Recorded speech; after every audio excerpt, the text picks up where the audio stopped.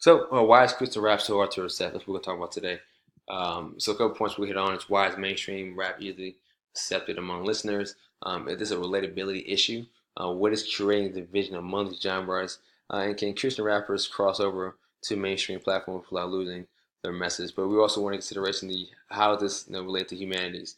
That's definitely through the church. We can see that the influence of the church has kind of changed. The dynamic has changed. At one point, the church was the most influential power, and it still kind of is as far as through politics, government, business, everyday life. They still have definitely a lot of influence today. But you're seeing people now have the option to choose and decide what direction they want to go in. Is that towards the church or away from it? Well, before you didn't have that option. If you weren't part of the church, you were killed, you were pushed away, you were outcast completely. Well, now if you're outcast at one church, you can really go to another church, or you can completely separate yourself and still have a life and still do different things. But we want to look at, how is it and why is it that people are finding it easier to accept these secular artists versus Christian rap artists, even though the message and the content can be very similar. So one artist in particular we're going to kind of look at, his name's Lecrae, and this guy's done a lot for the Christian rap game as far as, so millions of records. He started one of the first Christian rap labels. He's kind of, been a bridge between both genres and trying to find a middle ground, right? Grammy Award winning artist as well, and done a lot of different things as far as challenging church norms. So we're gonna look at a verse real quick from his song "Blessing" for him and Ty Dolla Sign.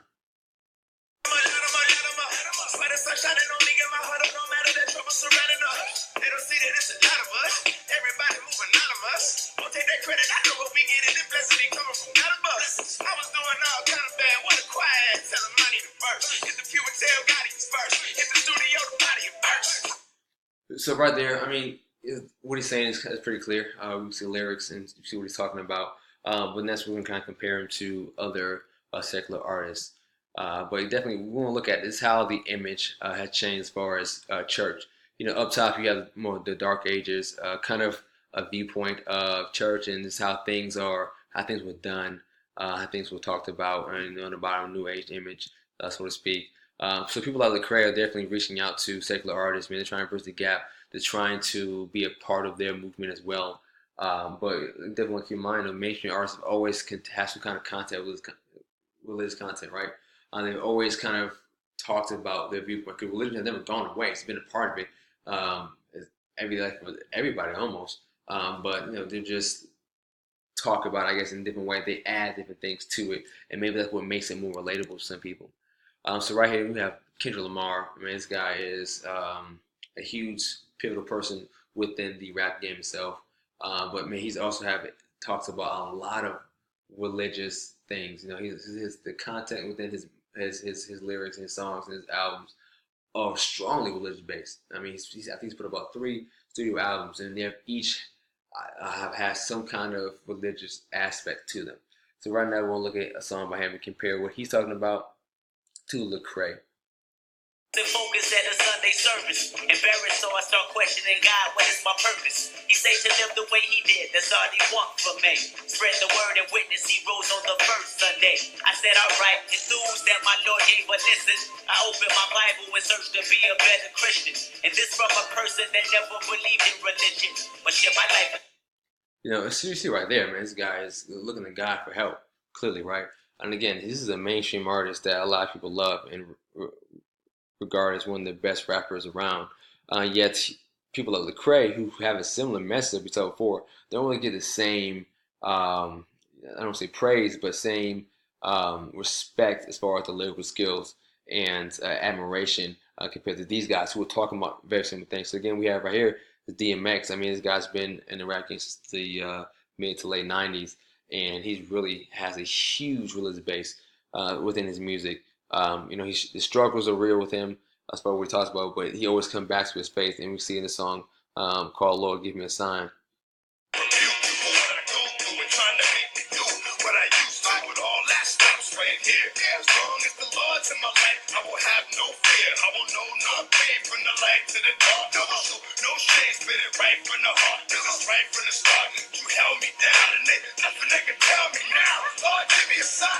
And you can hear again looking for help, man, looking above, crying out to God for help. We can see historically, that's when the churches, I don't say bread and butter, but always telling people to look up, to reach for a better tomorrow, within within the church itself.